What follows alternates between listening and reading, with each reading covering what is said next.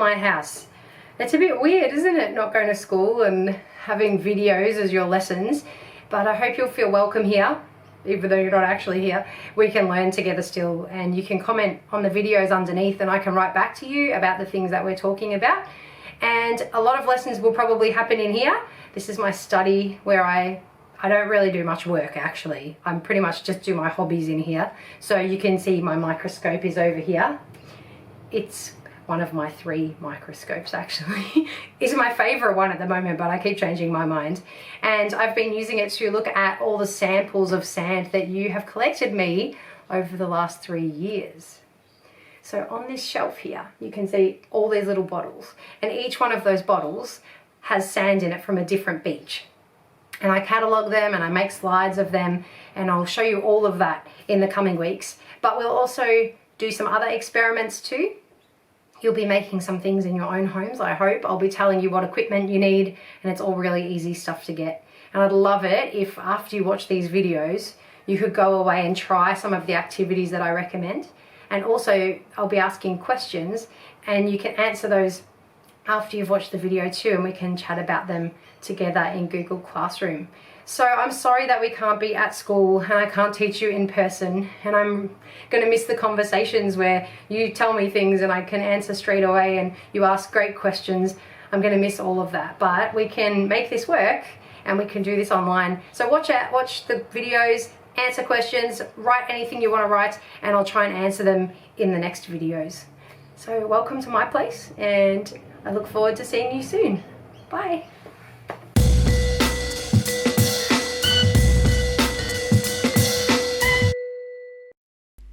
Today I'm going to be talking to you about creating your very own science journal. The first thing you need is just any notebook that you've got lying around your house.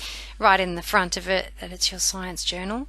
Now in this video you can see I've flipped to the back of the book, and I'm actually starting with a list of ideas of things that I might want to learn about or write about in my journal. So you might like to do the same thing. You might have a particular thing that you love learning about. Maybe it's rocks, maybe it's insects, maybe it's chemistry. And in the back of the book, you could have a whole list there of things that when you get the time that you might come back to. It's a little bit like a writer's notebook that you might have at school, just a way to keep track of ideas. And then later on, when you have a moment to do some science, you can look at that list and say, oh, yeah, that's right.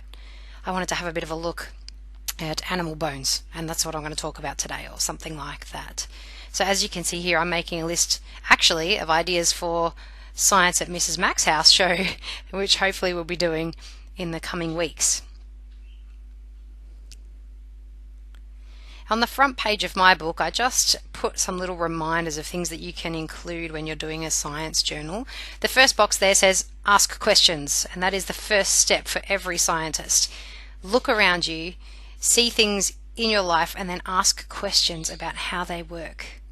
And that leads on to the second one there, which says notice things. So you might be outside and you might think, why is that fly kind of flying? And then it looks like it hits a corner and flies in the other direction.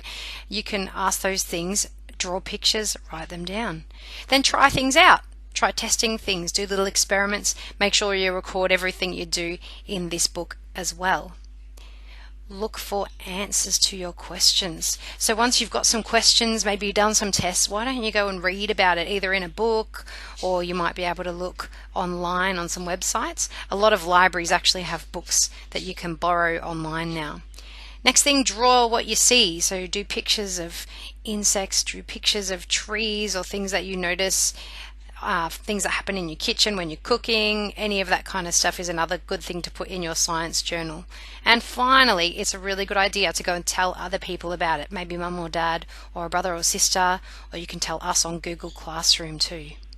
Chuck your name at the bottom so you know it's yours, and we're going to be using this throughout the term. In the next little bit of the video, I show you how to cover a book. If you want to put something cool on the outside, all you need are some scissors, some wrapping paper of some kind, a glue stick. You can use paper or anything to cover it really. Stick the book down inside the wrapping paper. Glue it on both sides so that it sticks really well to the cover all around the edge. Then all I've done here is trim off the edge bits, and then I've cut off the corners around the edge of the book. so that it's sort of like a triangle being snipped off the sides. These pieces will then be folded into the cover and glued on afterwards to make it. So as you can see here, I'm just gluing the edges right around the sides, fold those over and press them down, and then wait for them to dry. Once you finish this step, you have your very own science journal ready to go.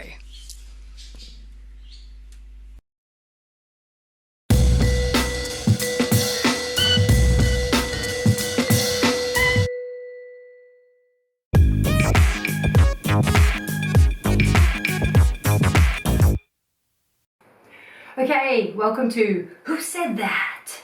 It's a new segment that I've just made up. And how it works is that I will play you an animal sound from my mobile phone. It should come through this speaker. And you have to guess what animal it is.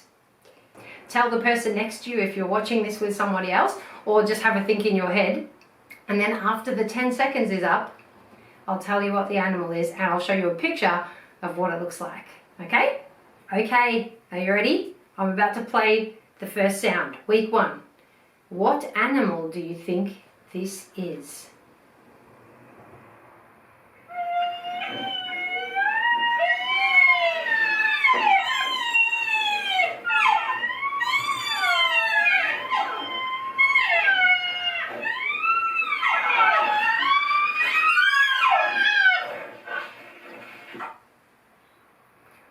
Alright, you have 10 seconds to guess, and then I'll tell you the answer.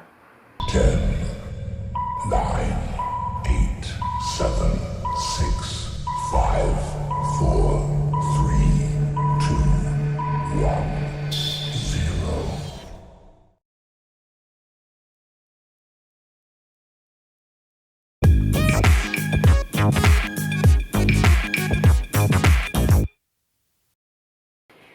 Well, that pretty much wraps up our first episode of Science at Mrs. Mack's house. It's been really nice to have you come along.